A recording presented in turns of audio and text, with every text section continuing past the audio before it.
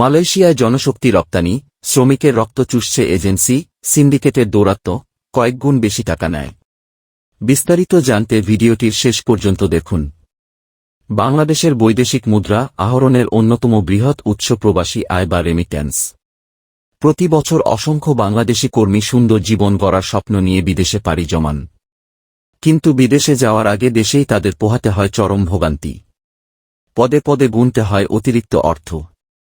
অথচ সেই টাকা জোগাড় করতে অনেকে বিক্রি করেন পরিবারের শেষ সম্বলটুকু। অনুসন্ধান বলছে, বিদেশে শ্রমিক পাঠাতে রিক্রুটিং এজেন্সিগুলো কর্মীদের কাছ থেকে সরকার নির্ধারিত ফির চেয়েও কয়েকগুণ বেশি টাকা নেয়। এমনকি শ্রমিকদের কষ্টার্জিত রেমিট্যান্স দেশে না পাঠিয়ে হুন্ডির মাধ্যমে পাঠানো হয় বিদেশে।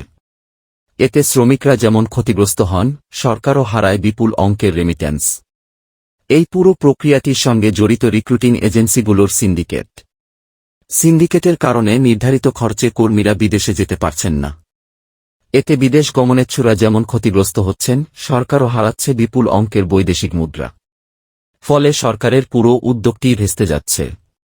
শ্রমিকদের কাছ থেকে অতিরিক্ত অর্থ আদায় দণ্ডবিধির 409 ধারায় শাস্তিযোগ্য অপরাধ।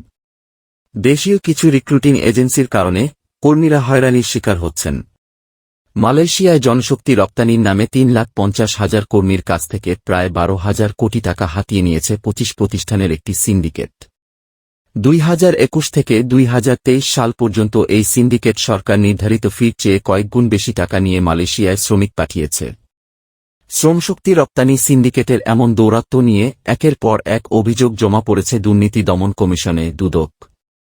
এসব অভিযোগের ভিত্তিতে এরই মধ্যে কাজ শুরু করেছে সংস্থাটি। যদিও অভিযুক্ত প্রতিষ্ঠানগুলোর দাবি, তারা নিয়ম মেনেই শ্রমিক পাঠিয়েছে। তবে খোঁজ নিয়ে জানা যায়, মালয়েশিয়ার শ্রমবাজারে বাংলাদেশি শ্রমিকদের নিয়মিত আসা-যাওয়া থাকলেও বর্তমানে নতুন করে কোনো ভিসা ইস্যু হচ্ছে না। তবে মালয়েশিয়ায় জনশক্তি রপ্তানিতে অনিয়ম নিয়ে একগুচ্ছ অভিযোগের পরিপ্রেক্ষিতে সম্প্রতি গোপন অনুসন্ধান চালাচ্ছে দুদক। এর আগে বিভিন্ন অনিয়ম ও সিন্ডিকেটের কারণে 2018 সালে বাংলাদেশ থেকে জনশক্তি নেওয়া বন্ধ করেছিল মালয়েশিয়া। 2021 সালের 19 ডিসেম্বর ফের বাংলাদেশের সঙ্গে শ্রমিক নেওয়ার চুক্তি করে দেশটি তখন শ্রমিক ভিসায় দেশটিতে যেতে সর্বোচ্চ 78,548.40 টাকা ফি নির্ধারণ করে সরকার। 2022 সালে এক অফিস আদেশে এ খরচ নির্ধারণ করেছিল প্রবাসী কল্যাণ ও বৈদেশিক কর্মসংস্থান মন্ত্রণালয়। তবে মন্ত্রণালয়ের আদেশ মানছে না রিক্রুটিং এজেন্সিগুলো। ভুক্তভোগীরা বলেছেন, মালয়েশিয়ায় গমনেচ্ছু একজনের কাছ থেকে এজেন্সিগুলো হাতিয়ে নিচ্ছে 4-5 লাখ টাকা। সিন্ডিকেটে জড়িত অনেক প্রতিষ্ঠানেরই আবার নাম ঠিকানায় রয়েছে গলদ। অনিয়ম দুর্নীতির এসব অভিযোগ প্রমাণিত হলে কিংবা রাষ্ট্রীয় কোনো সংস্থার মাধ্যমে অপরাধ প্রমাণিত হলে Bangladesh association of international recruiting agency BAIRA যে কোনো প্রতিষ্ঠানের সদস্যপদ বাতিল করতে পারে। এমন বিধান রয়েছে বলে জানিয়েছেন সংগঠনটির সাধারণ সম্পাদক বীর মুক্তিযোদ্ধা আলী হায়দার চৌধুরী। দুদকের কাছে আসা অভিযোগগুলো অনুসন্ধান করছে সংস্থাটির উপপরিচালক মো. আবু সাইদ।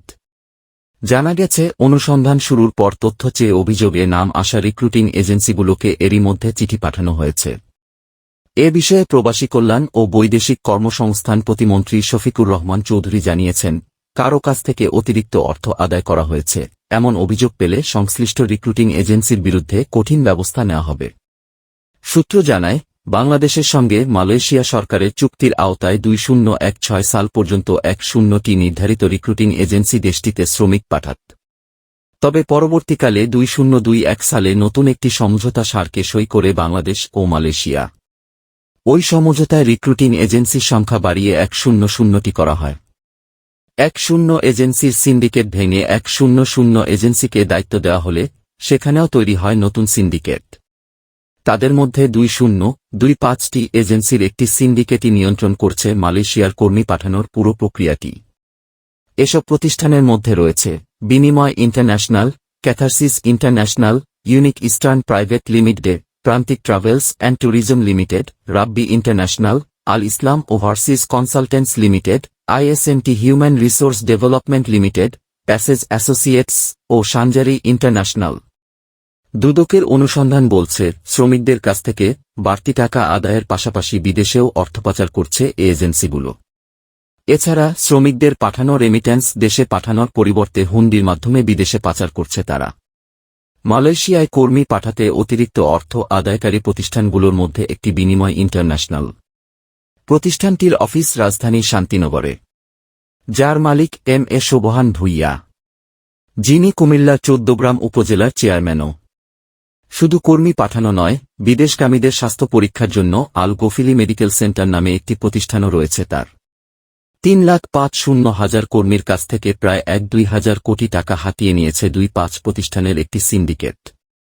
২০২১ থেকে ২০২৩ সাল পর্যন্ত এই সিন্ডিকেট সরকার নির্ধারিত ফির চেয়ে কয়েকগুণ বেশি টাকা নিয়ে মালয়েশিয়ায় শ্রমিক পাঠিয়েছে। শ্রমশক্তি রপ্তানি সিন্ডিকেটের এমন দৌরাত্ম্য নিয়ে একের পর এক অভিযোগ জমা পড়েছে দুর্নীতি দমন কমিশনে দুদক। এসব অভিযোগের ভিত্তিতে এরই মধ্যে কাজ শুরু করেছে সংস্থাটি। দুদকের অনুসন্ধান সূত্রে জানা যায়, নিয়ম অনুযায়ী বিদেশগামী কর্মীর স্বাস্থ্য পরীক্ষা ৭,০০০ টাকায় করার কথা থাকলেও বিনিময় ইন্টারন্যাশনালের মেডিকেল সেন্টারটি ১-২ থেকে ৩-৬ হাজার টাকা পর্যন্ত নিয়ে থাকে। প্রতিদিন গড়ে ২৫০ থেকে ৩০০ ব্যক্তি ওই মেডিকেল সেন্টারে স্বাস্থ্য পরীক্ষা করান।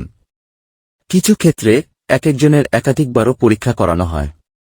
তবে বিনিময় ইন্টারন্যাশনালের কর্ণধার এম.এ. শোভহান ভূঁইয়ার দাবি, তাদের প্রতিষ্ঠান শ্রমিকদের কাছ থেকে অতিরিক্ত কোনো অর্থ আদায় করে না।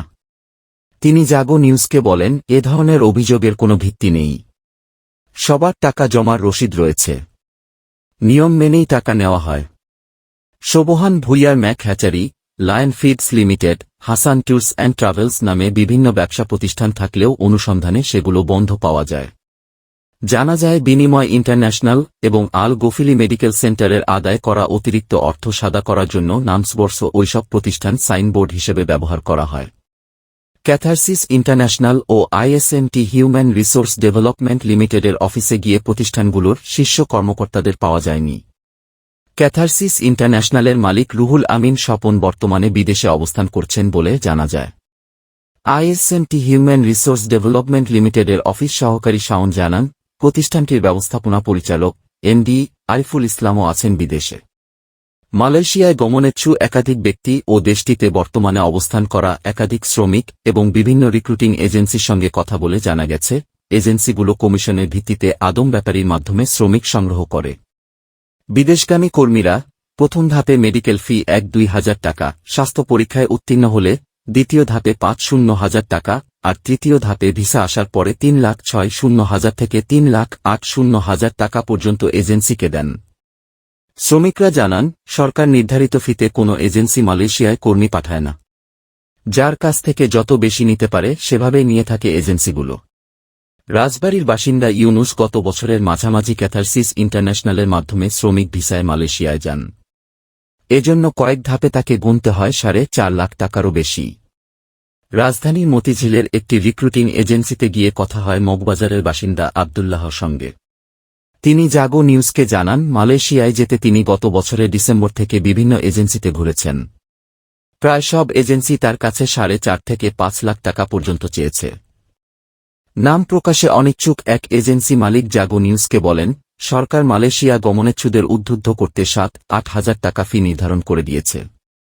কিন্তু প্রকৃতপক্ষে এ টাকায় বিমান ভাড়া ও মেডিকেলও ওঠানো সম্ভব নয়। এছাড়া ভিসাগুলো মালয়েশিয়ার প্রতিষ্ঠানের কাছ থেকে আমাদের কিনে আনতে হয়।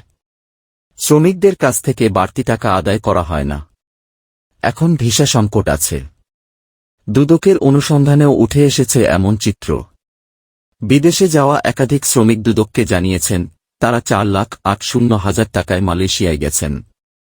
দুদকের অনুসন্ধান বলছে, বিনিময় ইন্টারন্যাশনাল সহ এই এজেন্সি সিন্ডিকেটের মূল নিয়ন্ত্রণকারী ক্যাথারসিস ইন্টারন্যাশনাল। ক্যাথারসিসের বসুন্ধরায় রয়েছে নিজস্ব ভবন।